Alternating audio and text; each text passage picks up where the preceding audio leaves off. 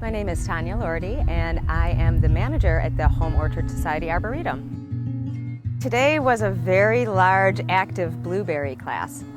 And what were you teaching people? Why do people need to learn about growing blueberries?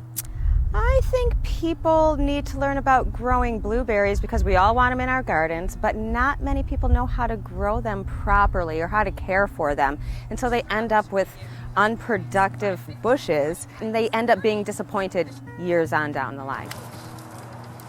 Might come out. This big one, it's just going to get really big and overgrown. So the things that we're looking for when we're initially looking at our blueberry bushes and how to go about pruning them is opening up the canopy, making sure that there's good air and light circulation throughout the bush. Making sure that we're getting rid of dead, diseased, or dying But I paint. took it out just because it was getting too big, and I wasn't going to see any fruiting wood. Wasn't going to start splaying out. One of the main goals, it seems, of blueberry pruning is to ensure that the canes are of different ages. Can you talk to me about that? Okay, so blueberries are going to fruit best on canes that are between 3 years old and 6 years old. So what we're trying to do is encourage new canes every year, as well as take out some of the oldest. So that would be 7 years old and older.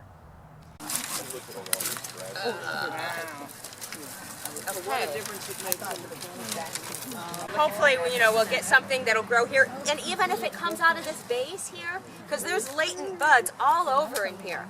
They just are waiting for activation. So if it comes out of here, I'm okay with that too. Because then we'll be able to fill this space with some nice, good fruiting wood. Of course, we would love to see it come out of the base, but if it comes out of the trunk, that's just as good. I think the most common mistakes that people make when pruning blueberries is, number one, probably not pruning enough. Number two, it's heading cuts, shearing, just to have a nice shape or a nice form. And that's really damaging to any tree. And so it's damaging because it creates excessive vegetative growth that sort of has this sparkler effect to it. And so you end up with really weak side shoots that are going to produce fruit for you maybe, but it's not going to be the best quality fruit. So in my pruning practices, I'd much rather have lower quantity with a much higher quality. And so I want to make sure that each berry has a nice room to grow. And so those crossing branches and crossing limbs sort of need to be eliminated.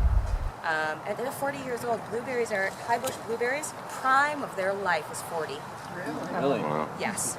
As far as the buds are concerned on blueberry plants, we're looking for vegetative buds, and we're also looking at fruiting buds. And so our vegetative buds are really pointy, and they're oppressed and sometimes right next to the stem or the canes. Fruiting buds tend to be towards the tips of side shoots or lateral shoots, and they're fat and round and puff up.